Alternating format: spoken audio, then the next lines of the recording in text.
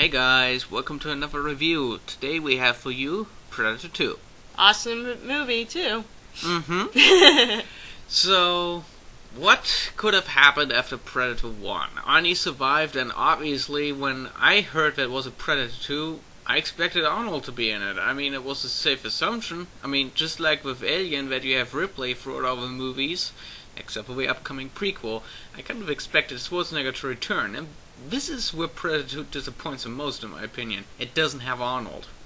Well, yeah, but when I first heard about the Predator movies, I wasn't even really aware of how big Arnold really was at the time, other than in the Terminator films. But when my dad said there was a second movie, a Predator, and it was Predator 2, and he said Danny Glover was appearing in it, what came to my mind was the cop from Lethal Weapon. Yeah, exactly. So... And ironically, he plays a cop in this movie. I don't really have a big complaint about this, though. I like Danny Glover. I like him too, but just like my dad said it, he just can't keep up with Arnold. I'm sorry. He was disappointed that Arnold wasn't in this. I was disappointed, and that is one reason why this movie can't be as good as the first, in my opinion. Well, sequels never really... Well, it's very rare sequels tend to match up to the first movie anyway, so I wasn't cracking down hard on it like most people do, it seems. I like the movie for what it was, and I like Danny Glover for putting his own style into it. I like it too, and I think Danny Glover's a good actor, but still, not as good. But anyway, so what can we say? So this movie takes place in the future of 1996. Of course, when you watch a movie today, you're gonna laugh at that. I usually dislike the movies that they say this is in the future, and then they show a year that's like 10 years or 5 years away from when the movie's made, and then that year comes, none of it happens, and you watch the movie again, and you're like, what? It's more like, the location's more like an exaggerated version of what downtown Los Angeles looks like. And, sorry, there are drug dealings in Los Angeles all the time, but they're not as exaggerated as what this movie portrayed. Gang wars in the middle of broad daylight? Maybe for the cartel, but not for this. But anyway, so yeah, it was some slightly exaggerated action going on here, especially the opening. It's just people shooting each other over and over again, and in the middle there's the Predator who's basically looking for a victim in all this mess. I wouldn't say a victim, probably the ultimate prize, the most dangerous of the firing squad. Yeah, which happens to be good old Danny Glover. Kind of funny, too, since Danny Glover, even in this movie, you could tell he's not exactly a spring chicken, you know? He's pretty old in this movie. I would say 40s or 50s. Well, the movie came out in 1990, and Danny Glover was born in 1946, so yeah. Well, there you go. He's not a spring chicken. He's pretty old. He's older. Well, he's definitely older than my parents. Yeah. So he had to been in his 40s at least in this movie. Yeah. What about the rest of the cast? Who else joins the team here? We have Bill Paxton, which we know from Aliens, as well as some other movies. That guy seems to be everywhere. Yeah, but it sucks that, apart from Twister, I never see him play a main character, which is kind of disappointing, because I think he has what it needs. Yeah, I mean, well, I know that James Cameron didn't really look at him for the Aliens part. He was kind of begging for the part, I heard, in the behind the scenes. So, yeah, I agree that Bill Paxton does have the ability to become a great leading role, but, yeah, he always tends to play the better support character. Sidekick characters. Yeah, in this case, though, he's a supporting character, the comic relief. Yeah, exactly. But, hey, he can play that very well. Yeah. Then you have Gary Busey, I think I pronounced his name right, playing Peter Keyes. I really hate this guy. He always portrays as an asshole. Yeah, very much. I mean, one look at him and I know who the villain is here. Right. It's not the Predator, it's this guy. Well, in a way, he's a villain, and yet he's not the villain. He's trying to progress human technology because he discovered about the Predator species, and they're like, hey, if we capture him, we can learn more about the species, and there go enhance our technology. Imagine what we could learn. Yeah, and imagine what would happen. His friends would show up. Ha! To get him back. Yeah, that's what would happen. Then you have Ruben Blades, who plays Danny Archuleta, or in this case, we all know him as Danny Boy. Uh-huh. And he's Harrigan's best friend, more or less. They're like best partners and stuff, and he's probably one of the first that, spoiler, I guess he's one of the first to be killed off. Yeah. By one of the many new weapons the Predator has. He has a whole package full of new toys to play with here. Well, we don't exactly see him get killed by anything. He's killed off scene. True, but he did discover one of the new weapons the Predator had. Spear. He saw the spear by the new spear gun. The spear tip, and then we call that the spear gunner. Yeah. He had a gun. Yeah. It was visible. He also, I think, no, the net gun wasn't in Predator 1, wasn't it? No, it wasn't. It was introduced here. So that's two new weapons. So that's the net gun, the spear gun, the combi stick, or we just call that a spear.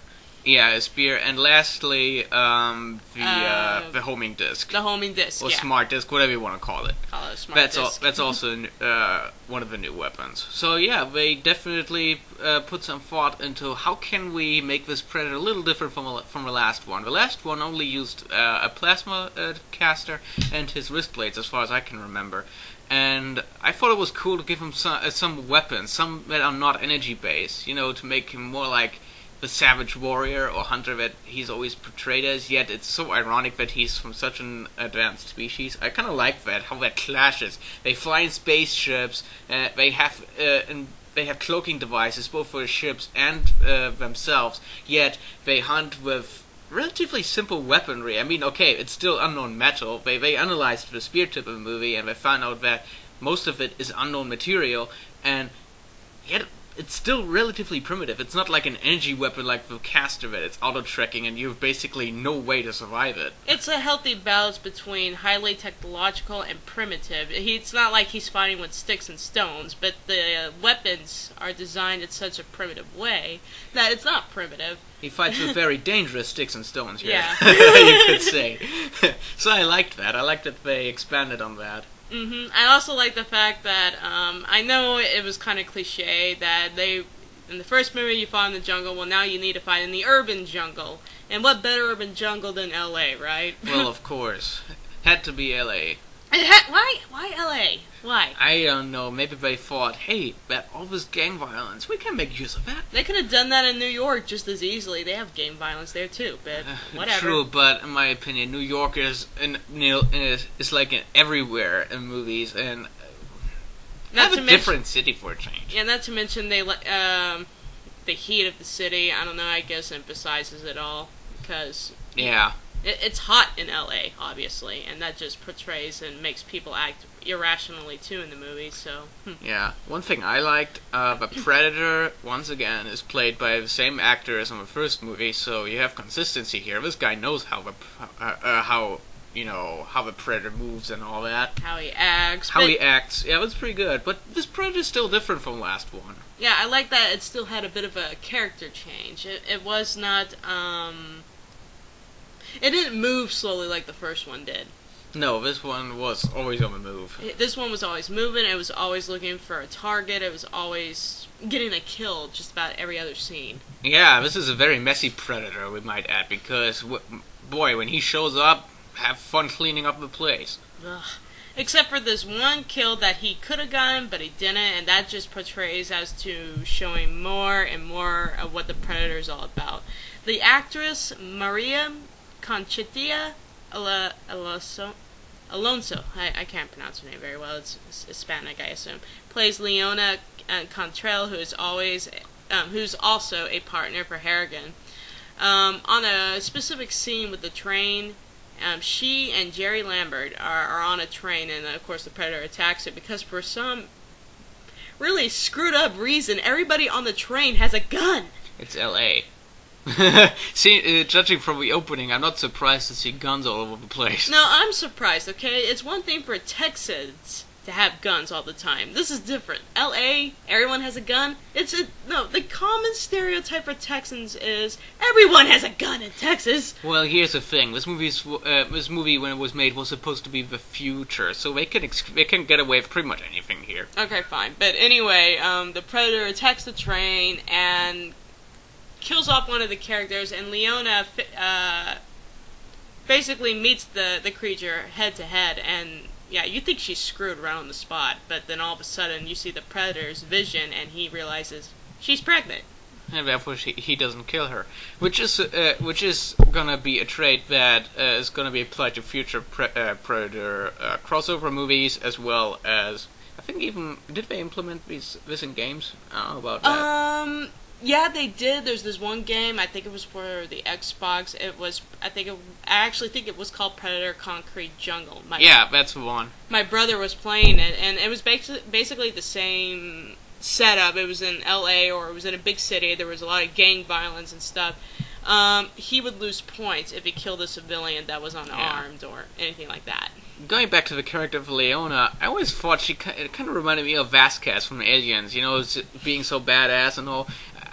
I like that, though. I like that tough, badass lady character. It means that as girls are not pushovers. We'll kick your ass if we have to. Yeah, it just fit in a movie like this, in my opinion. Yeah, like my favorite scene when she grabs Jerry's. Yeah, we know what. That scene was pretty funny. Jerry's funny parts. That was a funny scene. She's like, you fuck around with me about that shit, and you could kiss this goodbye.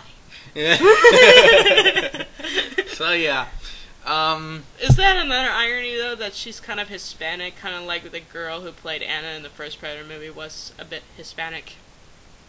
Maybe, yeah, now that you're saying it, I never thought about that. Maybe coincidence, may not be, but this character is definitely very different from Anna, that's for sure. But I would like to just throw up, focusing on the main character, Harrigan. I love Harrigan. He is such a badass old cop. I love the fact that he's scared of heights, and yet he faces them nearly every damn time. Yeah, because as we all know, the Predator always comes from above. So instead of trees, we're gonna be on rooftops here a lot. Like, why can't this guy stay on the ground? Because he doesn't want to. He always likes to have an overview. And I guess one more character we need to point out here is, what was his name? Is his name Tony Pope? He was that really annoying asshole of a reporter. Oh yeah. I have the DVD edition, special edition of Predator 2. Mm-hmm. It's the 20th Century Fox Cine edition, which, as they boast, is the best DVD version on the market. I believe that. It has tons of stuff on it. Mm-hmm. And they put in the news reports separately, so you can watch just those without cuts to the actual scene, like in the opening. In the opening where the gangs are firing at each other and this guy's in the middle reporting, you can watch the report only that was taken from the camera as an extra on this DVD, which is pretty cool. There's two of those. That's very cool. It's pretty cool that they implement that. So yeah, altogether, Predator 2 is an enjoyable movie. It certainly is even gorier than the first. A lot. And unfortunately, this is again a warning to my fellow German friends out there. Do not buy the DVD of this movie unless you know it's uncut, because even though Predator, the first movie, is uncut now, and it's even rated 16, which is hard to believe, but trust me, it's true. They did not release Predator 2 as an uncut version. Still not. So if you want to get this movie, go to Austria, go to Switzerland, Holland, and get it there. That is the best way. Or just look for the merchantman of your trust who probably has this movie. Or just move to London or America. Oh, wait, yeah, there you go. Just order it off ebay.co.uk. You can get pretty much any movie there, and sometimes they even have the German language, so there you go. Mm-hmm. Although I would recommend watching it in English. But English is always better. It's original soundtrack. Yeah, there's that, and really, I don't know, the German dubbing is not very good. That is my opinion. Meh. But altogether, it's a good movie. So what's your verdict? Because it's a sequel, because it's a little cliche on some of the acting, because it's kind of far-fetched as far goes as futuristic LA. Yeah. Being a drug zone. I can't believe the rating on this one site, IMDb, is so low. I would have given it higher, at least a 7.5. Yeah, it's a 6.0 on IMDb. But you gotta consider on IMDb, everybody can rate, not just fans of a movie. Yeah, but see, I love Danny Glover. I love the Predator creature. I don't mind the cliche drug dealings. It's a '90s action flick. What do you expect? Just that. There you go. So, okay, no, my real final verdict would be an 8. An 8. Okay. For me personally, since I really was missing Arnold here, it's just a 7. Keep in mind, 7 still means a good movie.